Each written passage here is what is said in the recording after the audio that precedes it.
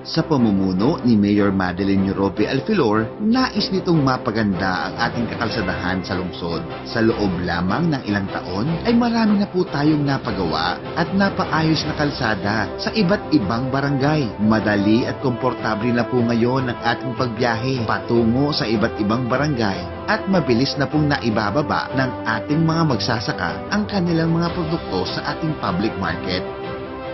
Ilan lamang po ito sa ating mga nagawa. Marami pa po tayong kasalukuyang ginagawa at ipapagawa pa sa mga susunod na taon.